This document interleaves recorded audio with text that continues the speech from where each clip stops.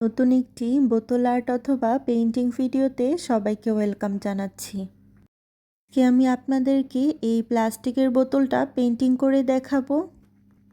আপনারা অলরেডি হয়তোবা বুঝতেই পেরেছেন এটা একটা সয়া সসের বোতল। এটা আমার ঘরেই ছিল।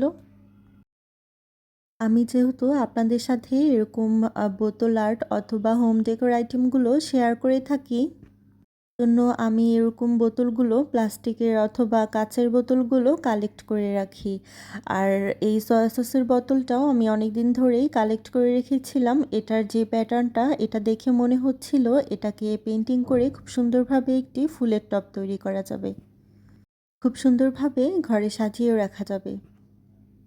আর এই জন্যই এটাকে আমি অনেক দিন কালেক্ট করে রেখেছিলাম। আর এখন আপনাদের সাথে এটার একটা পেইন্টিং ভিডিও শেয়ার করতে যাচ্ছি।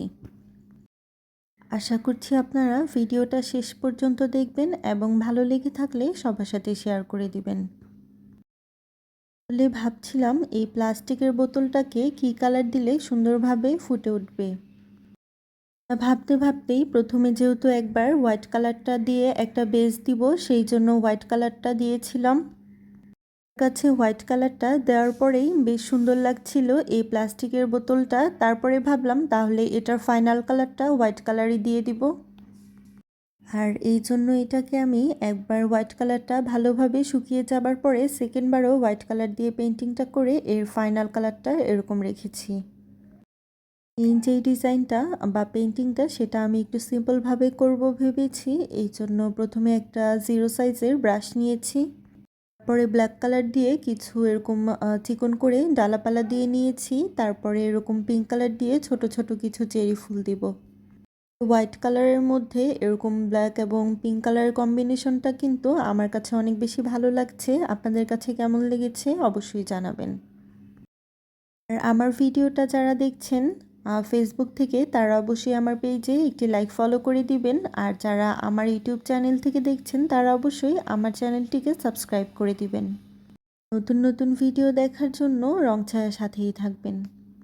এখন আমার ডিজাইনটা একদম শেষের দিকে আমি গ্রিন কালার দিয়ে লাইট এবং ডার্ক যে গ্রিন কালারটা সেই দুইটা কালার ব্যবহার করেছি। এগুলো দিয়ে কিছু ছোট ছোট করে পাতা দিয়ে নিয়েছি। আর এইভাবেই আমার ডিজাইনটা একদম কমপ্লিট হয়ে গিয়েছে।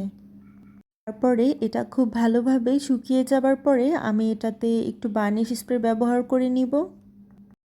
সসের বোতলটা পেইন্টিংয়ের মাধ্যমে তৈরি করে ফেললাম একটি হোম ডেকোর আইটেম। এই আইডিয়াটা আপনাদের কাছে কেমন লেগেছে? কিন্তু চাইলে এরকম আইডিয়াগুলো কাজে লাগাতে পারেন। আর আমি এটাকে ঠিক এইভাবে আমার ঘরে ফুলের টব হিসেবে সাজিয়ে রাখবো। এটার ফাইনাল লুকটা কেমন হয়েছে অবশ্যই জানাবেন। আল্লাহ হাফেজ।